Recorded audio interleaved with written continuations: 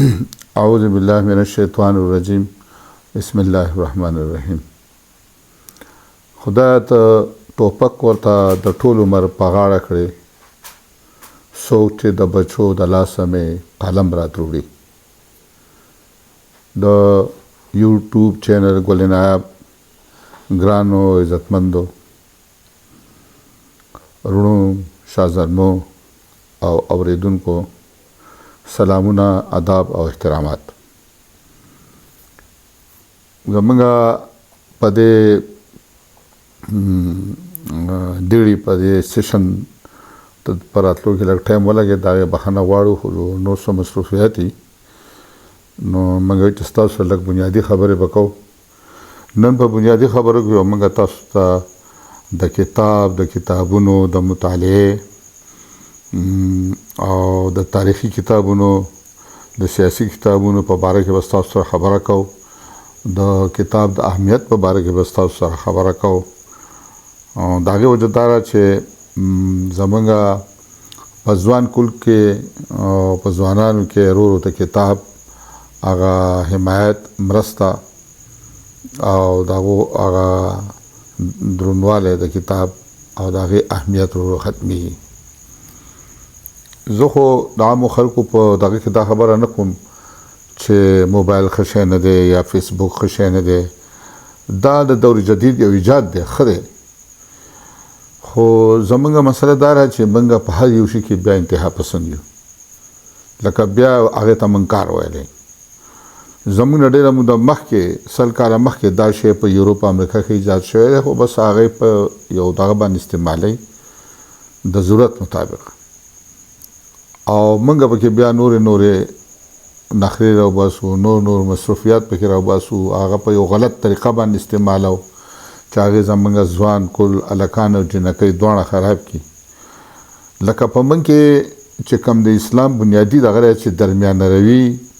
منځنۍ لار کتل، دا په موږ کې نشته. او بیا د یو شي ښه استعمال، لکه موبایل بد شی نه دی، د هغې ډېرې فایدې دي، هغې نه د دنیا ټول معلومات حاصلېدی شي. ګوګل ته لاړ شه، د دنیا چې څه خبره ته کول غواړې نو هغه چې ته هغې ته ورکړې نو تا ته معلومات درکړي. خو موږ خلک هغه په غلطه استعمالو، او بیا هغې ته دومره ټایم ورکو چې نور د ژوند عام روټین، عام کارونه هغه په هغې باندې اثرانداز شي او زموږ نه پاتې شي. تاسو وګورئ چې دا د یوروپ او د امریکې ټول اول ایجاد دی، خو نن هم زما د معلوماتو مطابق په یوروپ کې، په امریکا کې د دې جدید ټکنالوژي سره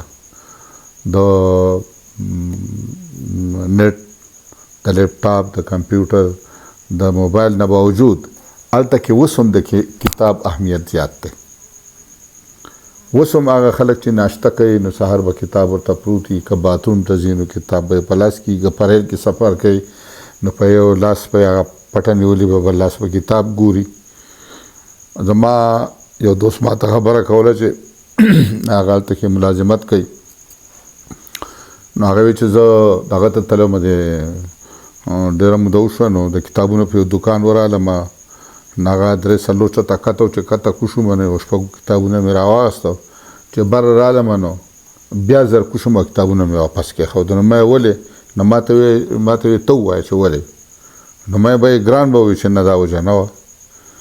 نو ما یې څه وجه کېدای شي بیا؟ نو هغه ما ته وایي چې زه بر رالم نو په کاونټر باندې دومره رش و چې لکه ما وایي چې دا خو ما له په نیمه ګنټه کې هم لکه دا هلکان جنکۍ ورته ولاړ وو، د چا سره 5 کتابونه، چا سره 6 کتابونه، چا سره میګزینونه، چا سره څه، چا سره څه. نو ما وایي چې زه به چېرته بیا بل وخت راشم، او دا خو اوس چې زه دې ته ودرېږم نو 15-20 منټ کې به ماله رمبر راځي. او هلته کې خو سړی مصروف وي نو د وخت قیمت، د وخت اهمیت ډېر زیات وي. نو زه واپس رالم او ما هغه کتابونه په خپل ځای باندې کېښود. موږ دغه وجه ده چې موږ د خپل اصل سفر نه، د اصل منار نه، د خپل اصلیت نه موږ ځکه بېلارې شوي یو، او ځکه موږ ته معلومات نه وي چې موږ کتاب کتل پرېښودي دي. لکه هر کتاب کتل هم نه غواړي، خو بعضې څنګه چې هر کتاب کتل نه غواړي نو داسې بعضې کتابونه خامخا کتل غواړي. پخوا به زما ته یاد شي په دې منګوره کې به لایبرریانې وې، پرایویټ لایبرریانې وې، هغو په آنا په دوانې بیا د روپۍ پورې به هغو کتاب د هفتې ورکو او دا خلک به تله او کتابونه به یې راغستو. اوس خو هسې هم په هر سکول کې لایبرریانې دي، په هر کالج کې لایبرریانې دي. په منګوره کې دلته پبلک لایبرري ده، په هغې کې ډېر ښې په ډېر 700-800 روپۍ زما خیال ما ممبرشپ اخیستی دی. حالانکه ما ته ډېر کم د لایبرري د کتابونو ضرورت پېښېږي ځکه چې ما سره خپله لایبرري ده، ښه پوره ده، زه هغه سرته نشم رسولی. نو پخواني هوښیارو او پوهه خلکو به دا متل کوو چې په کم کور کې کتاب نه وي نو هلته شعور نه وي، هلته پوهه نه وي، هلته صبر برداشت نه وي. او دغه وجه ده چې جنګونه، لړایانې او صبر برداشت ختم شوی دی، ټمپر دومره های شوی دی چې په معمولي خبره موږ یو بل ته ګواښیږو او چړې چاقوان استعمالو. ولې چې موږ د قلم او د کتاب هغه عادت موږ پرېښودی. زه تاسو دا خبره کومه چې لکه موږ هر یو کس چې په یو ځای کې اوسیږي نو هغه به په یو ماحول کې اوسیږي. هغه ماحول به جغرافیایي هم دی چې زموږ جغرافیایي خطه سره او تاریخي هم دی، مذهبي هم دی، هر نمونه دی. لکه فرض که زه به دا ووایم چې موږ سواتیان موږ په سوات کې اوسیږو نو زه ستاسو نه دا تپوس کوم چې څومره کسانو ته به د سوات د تاریخ پته چې سوات اول سټیټ و که نه په 1969 کې دا بیا په پاکستان کې ضم شوی دی. نو د 1969 یعنی د 1969 نه مخکې څه چلو دا سټیټ کله په وجود کې راغلی په 1915 کې. ها د 1915 نه بیا اخوا څه چلو لکه څه شوي دي. نو موږ چونکې په سوات کې اوسیږو نو که تاسو په یو شي باندې ځان پوهه کوئ، په سیاست ځان پوهه کوئ، نو اول خو دا خبره ده چې تاسو په کومه خطه کې اوسیږئ، په کومه علاقه کې، نو چې د هغې د تاریخ تاسو ته پته وي چې لکه زه سواتی یم نو چې زما اوریجن، زما آغاز د کم ځای نه شوی دی، چې دغې تاریخ تاسو ته پته وي. بطور تاسو پښتانه نو چې بیا تاسو د پښتون د تاریخ پته وي چې تاسو د ولف کیرو کتاب دی پټان کتلی، تاسو د روشن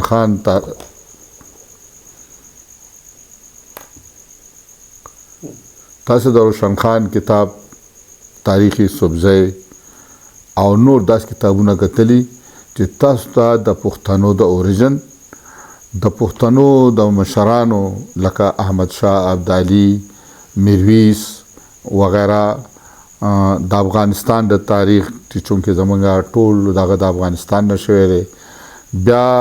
یوسفزي دلته څنګه راغلی دي او په 1515 پورې څه جدوجهد وکړو او څنګه هغه چې کوم دی نو دلته کې هغه خپل سټیټ جوړ کړو په 1515 کې او بیا څه وشو. نو هر پښتون نوجوان لا هغه له دا پکار دی چې هغه د دې هسټري نه خبري او دا هر څه په کتاب په مطالعه باندې کېږي. دغه شان دی بیا موږ الحمدلله مسلمانان یو نو چې د اسلامیک هسټري موږ ته پته وي بنو امیه څوک وو، بنو هشم څوک وو، د هغو څه دغه د پیغمبر اسلام څنګه ظهور شو، بیا ورو تاریخ اسلام په مخه راغلی دی، د کربلا واقعه وغیره چې دا ټول موږ ته د علم. داسې موږ بیا په سیاست کې یا په دې څیزونو کې موږ شوق لرو، که موږ لرو چې موږ د څه وکړو نو بیا ډېر داسې خلک دي چې که موږ ځان په کول غواړو چې د هغو کتابونه لکه هغه موږ سټډي کړو. لکه اوس زمونږ یو مسله نه ده، موږ ته په نصاب کې په کورس کې یو تاریخ الټا پړه شوی دی، لکه الټا موږ د خپلو مشرانو نه یو خبر، موږ ته یو سایډ یو طرف خوالی شوی دی. لکه زه د خپلو مشرانو خوشحال خان خټک، احمد شاه ابدالي، د رحمان بابا د دې خلکو سره نیم خبر، خو ما ته همایون او اکبر وغیره داسې وتولی شوي. اوس د همایون اکبر د مغلو حکمرانانو خو ټیک ته چې ویسټي دا خو د هغې نن سبا څه اهمیت دی سوال خو دغه دی که نه لکه موږ دا ضرورت کړي دي نو موږ چې بیا کله د تعلیم نه فارغ شو د نوکرۍ په تلاش کې نو زموږ نه یو هم کس د همایون او د اکبر تپوس ونه کړو نو دا خو لکه محکمه تعلیم نه خو دا پکار دي چې نن ته په اتم نهم لسم یولسم دولسم کې چې کم شی وړو ته پړاوهې نو آیا دا ماشوم چې کله بی اے وکړي ایم اے وکړي یا د ایم فل وکړي او دی چې کله فارغ شي د دغه نه فارغ شي نو او عملي ژوند ته ځي نو چې په هغه وخت کې به د څه شي وخت د ده نه به د څه شي ډیمانډ کېږي او د څه شي تپوس به کېږي دا جاج دا تجزیه او دا بندوبست خو زموږ محکمه تعلیم له پکار دی که نه نو اول پکار ده چې ته ماته د برنارد شاه او د انګلینډ تاریخونه او د انګریزانو جارج واشنګټن دا راته ځوتی مغل ځوتی نو اول چې زه په کم ماحول کې پیدا شویم لوی شویم نو چې زه د هغو نه خبر نه یم او زما نه څوک تپوس وکړي چې خبرې ته د سوات نو هغه د سوات د هسټرۍ ما نه تپوس وکړي ښه ته پښتون یې د پښتون او ما له د هغې پته نه یو زه ورته برنارد شاه او شکسپیر او وغیره دا ورته فرق ورته وتم نو زه به څومره بد ښکارېږم دا زموږ د نظام تعلیم هغه غلط رخ دی هغه تور رخ دی چې زه تاسو ته بیانوم پکار ده چې دلته طالب علمان سټوډنټس اول چې کوم ځای ناست پاست دي د کومې خطې سره تعلق دی د کومې علاقې د خپل قوم سره تعلق دی د پښتون چې د هغې نه هغه باخبره د هغې نه هغه د هغې که ته ورته بیا نور پړاوهې نو خیر دی هغه ورته بیا پړاوه زمونږ بدقسمتي دا ده چې زمونږ پښتانه رونه هغه به په میلمستوب باندې یا په نور په زولیاتو به په زرګونو روپۍ خرج کوي خو که ورته وایي چې 500 روپۍ کتاب دی نو هغې ته به بړې ګرې هغه بنالي زمونږ یو دوست دی نو هغه یو عجیبه غوندې لطیفه کوي هغه وایي چې پښتون چې کتاب وګوري نو پوه شي چې دی په ده کې څه مرتبه شته یا به پیري یا به سیچل وي او که دی چېرته کتاب په پیسو والي نو دا خو بیا ولي الله دی او غټ دغه دی او که چېرته کتاب ولیکي نو د په غوث کېدو کې خو بیا څه شک نشته ځکه چې دا شاذ و نادر کېږي مشران خو پرېږده د هغو لا دومره به هغه به خبر ته خو زموږ نوجوان نسل د کتاب نه لکه لرې تښتي او دغه نتیجه ده چې هغه په خلا کې په هوا کې بیا غشي ولي هغه ته خپل مقام خپل اصلیت او خپل حسب نسم د دې ورته پته نه چې د دې ورته پته نه نو هغه په دې نه پوهېږي چې کوم ځای کې ما له کومه خبره کول دي نو په دې باره کې لکه موږ نوجوان نسل ته دا اپیل کوو چې هغه د کتاب لوستو لپاره په خپل ژوند کې څه ټایمونه وباسي تاسو که دا غواړئ چې د پاکستان په تاریخ باندې ځان پوه کړئ نو پکار ده چې تاسو د 1857 جنګ آزادۍ نه واله د 1947 پورې او بیا د 1947 نه واله تر 2021 پورې د خپل هسټرۍ نه لمحه به لمحه ورځ په ورځ د هر یو شي نه خبر یې او غیر جانبدار تجزیو نه تاسو خبر یې یو خدای چې بس هر څه د پاکستان نه شروع شوي دي او هر څه به پاکستان ختم شوي دي نه 1947 نه مخکې د پاکستان هېڅ تصور نه ته بیا د ټول هندوستان دغه به ګورې تیوري به ګورې بیا پاکستان په کومو حالاتو کې ولې په وجود کې راغو د دې به ښه ساینټیفک ټیکنیکلی او د حقایق په بنیاد به د دې تجزیه کې د هغې باندې به ځان پوه کړې دغه شان که تاسو دا غواړئ چې موږ د تاریخ نه خبر شو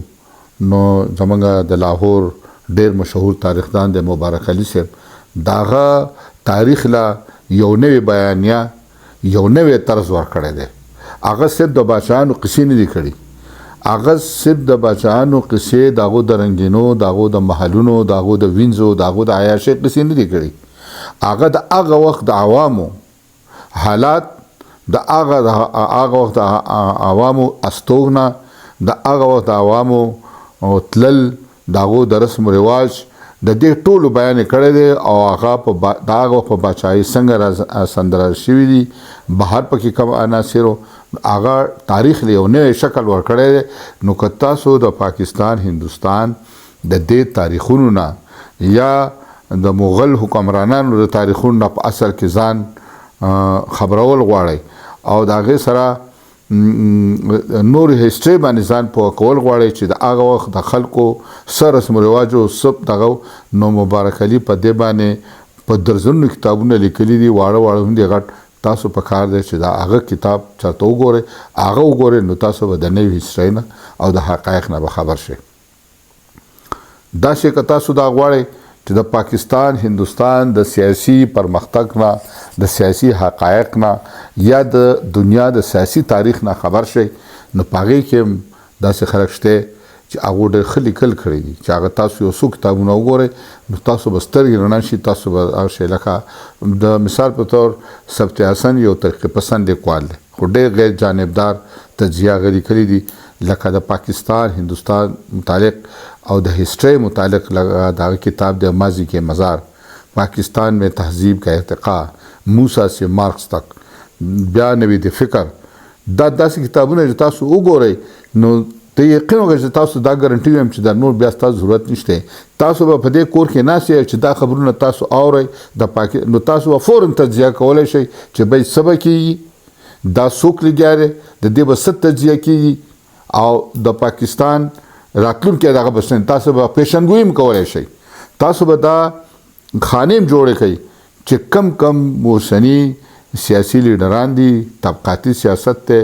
نو کم یو په کمه خانه کې ښودی شي او څنګه دغه کېدی شي نو لکه تاسو به په دې ټولو خبرو باندې ځان به پوهه کوئ خو دغه له به وخت ورکول غواړي دا کتابونه به کتل غواړي که تاسو د دنیا په تاریخ باندې ځان پوه کول غواړئ نو ګوره